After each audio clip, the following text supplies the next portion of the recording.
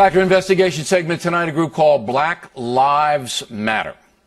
One leader of the crew, Alicia Garzon, issued a statement that says, quote, "When we say Black Lives Matter, we are talking about the ways in which black people are deprived of our basic human rights and dignity. It is an acknowledgement black poverty and genocide is state violence," unquote. Ms. Garza and her cohorts believing that America is committing genocide against some black citizens. In addition, the group is vowing to disrupt the upcoming Republican convention. And trust and believe that any opportunity we have to shut down a Republican convention, we will. We will make sure that our voices are made loud and clear. Now, the laughter you just heard came from MSNBC anchor people.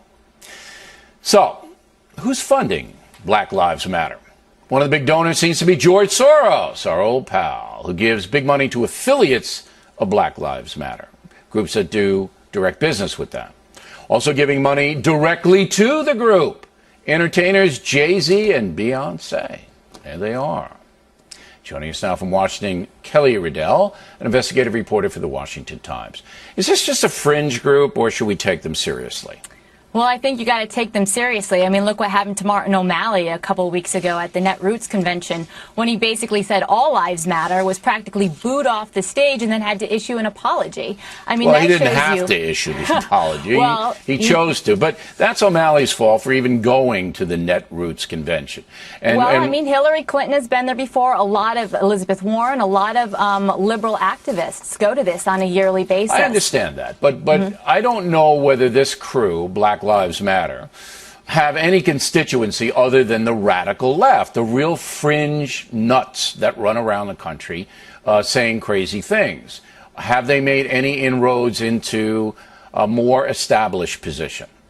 Well, I mean, you got to look. Black Lives Matter is really an umbrella slogan kind of group that encompasses a lot of social justice workers and a lot of social justice organizations. And it's a group that was started by 3 women that work at Soros-backed organizations that are into community organizing, into kind of riling up activists.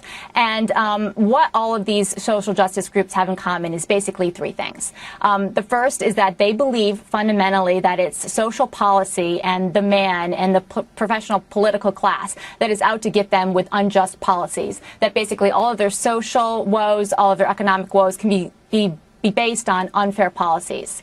Second is that they're very well organized. You have a bunch of different separate organizations that basically, there's think tanks that put out the narrative. The narrative is followed by all of these organizations. They have Twitter, they have Facebook, where they create an echo chamber, echoing each other. They've got professional protesters that go to places like Ferguson, Baltimore, Charleston, South Carolina, to basically rile up whatever the local vibe is there. And then lastly, they are all of these organizations, from a certain standpoint, are funded by George Soros's Open Society Foundation. We're talking about hundreds of thousands of dollars a year. I found that within 1 year, George Soros dedicated $33 million to these types of organizations. So they're really well funded. So $33 million for Soros to agitators who are organized to disrupt, and then the National Convention for the Republicans in Cleveland seems to be a target.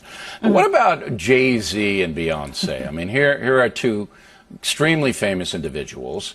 Do you think they know that giving money to an anarchistic group like this that wants to tear down the country and, is talking about genocide and really, really extreme things, do you think they have any idea what they're doing? I do, actually. One of the activists that said that Jay-Z and Beyonce were giving tens of thousands of dollars to the movement, her name is Dream Hampton, and she was a co-writer on Jay-Z's memoir, and she's part of this Malcolm X grassroots organization that is very extreme. And so she's part of their inner circle and was the activist that basically first reported that they were giving money, because Jay-Z and Beyonce were getting a lot of flack from these groups for not, I mean, Jay-Z raps about it in his lyrics, and they wear, the memorabilia or the Black Lives Matter t-shirts, but they weren't giving any any money. And so they kind of got. We've invited Jay-Z and Beyonce if they have a statement they'd like to make or come in and explain why they're doing what they're doing. We're ready to receive them. Ms. Rydell, thank you very much. We appreciate it.